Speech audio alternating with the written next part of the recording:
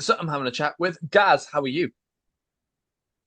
I'm very good today, thank you, Jim. Down here in Johannesburg, South Africa. Lovely weather. Sorry.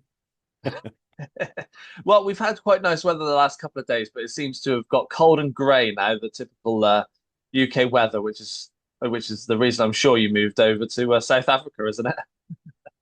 Most certainly, I did about 5 years there, actually. I'm UK born. I'm from the Northeast. I'm a Geordie boy. Came here in 1976, a very long time ago. Yeah, got into the music scene in the kind of early to mid 90s. And yeah, I'm sure we'll get into the rest of it shortly. But yeah, so cool to be in your company, buddy. Thank you.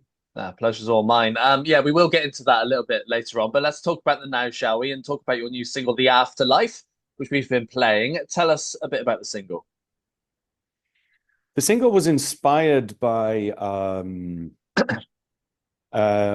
my wife, Kim, had a run-in with breast cancer last year, and went through all the motions and all the rest. And look, we were still busy building the album, and this is actually the last track. But I got to thinking, what if the worst happened? It was in a pretty dark space, and the song becomes about that. It becomes about how two lovers that might part from one another manage to find each other on the other side, and it kind of warms itself into that realm. Yeah, about connectivity and forever together. Um, yeah. Yeah, yeah, it's nice. And that is off your new record, which is actually out this week. My New Skin. What can we expect to hear on the record?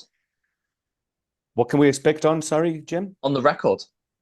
All right. I think people can expect, well, first of all, it's a 10-track album. They can expect some pretty interesting rock vibes woven in with a bit of synth new wave, a few dark moments, a few goth type passages, some very strong lyrics, I hope, that send a strong message throughout every track, and hopefully something different. I don't think the collection is something that is really very, I wouldn't say current or old. It's just a new way of presenting a rock blend of what's within me and my producer Mark Belling. We just let it flow, put it out, and hopefully it resonates with people. So yeah, that's the ambition.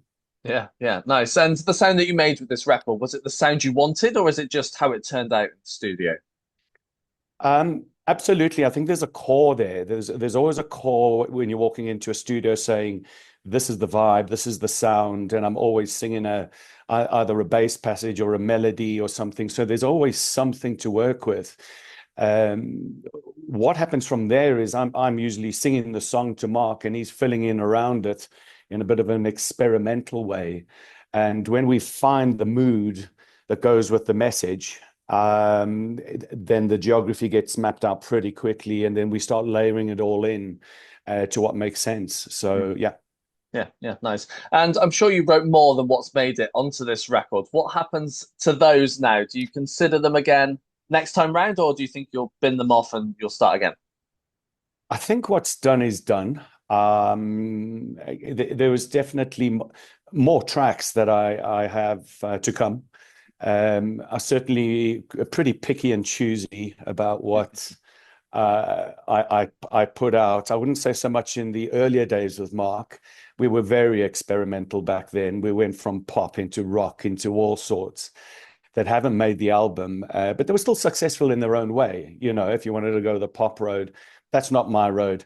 I like I like my rock music. I like my melodics.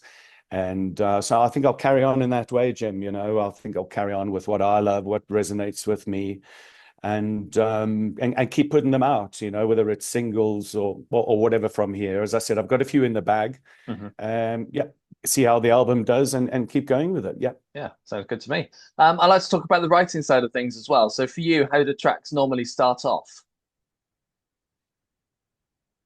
They normally start off with a generally an idea, or I'm dreaming about something, and then I throw myself into the moment. And I'm quite a deep thinker in that sense, and I will let the words, frankly, flow out of me about how I'm feeling, and then try and work that into something meaningful. So there's always some kind of spirited start, or moment. And frankly, it could start in the shower while I'll be humming myself while I'm washing my feet or something, you know, and I'll go, oh, hang on a minute, what's that? And then it's just incessant. It won't leave you alone until you do something with it. And that's kind of how my songs start to mature out of some kind of beamed down melody or Mm. tone, and it can just be as simple as that. And I will get to work around it. Yeah. Nice. And when you've got the kind of the music sorted, how easy do you find it to create the lyrics for the music? The lyrics are always created before I go in. Hmm. I have the song written, mapped out, chorus, the beginning to end in general. So from that side, it's not too difficult at all. Most difficult is sometimes the geography and the moments in the songs that you cannot preconceive that early. If that makes any sense. You've got to wait for the moment in the studio, and that's where the magic happens, because you're really open, exposed, and when you're working with good producers, those moments are open to just full on collaboration or letting go. And so there's very much still experimentation in the building of the track. But it's generally all written down before I walk in. Nice, nice. And I'm sure you want to be doing some shows and playing some music live. What's your plans for shows this year? I think at this stage, I need to see how the album does, Jim. I think we need to see how that's received. I did a bit of a pre-release last weekend to a bit of a private group, which was very well accepted.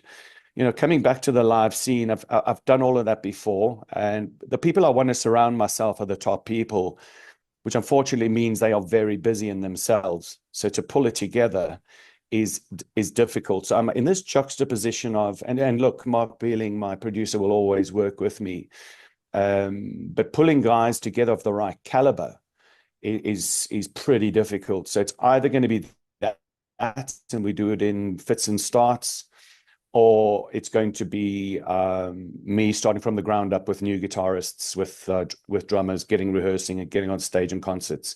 It's one of the two. So TBA, mate. I don't know. Watch this space. Um, and Yeah. you touched on being around in music for a long time. You originated in as the frontman of South African band Rush.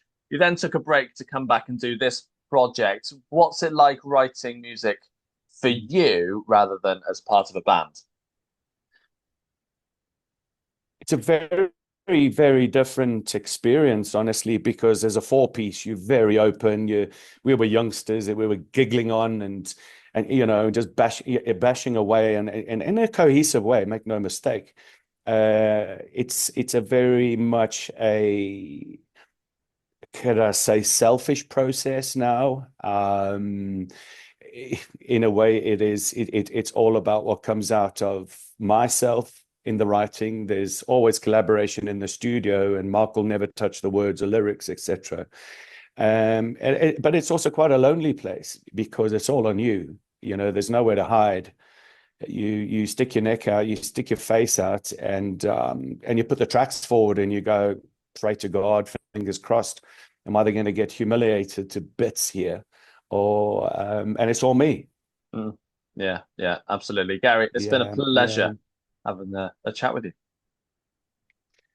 Jim, thank you so much for having me on your show. And yeah, the Sound Lab, mate. Love to see you again sometime, and I hope your weather improves, buddy.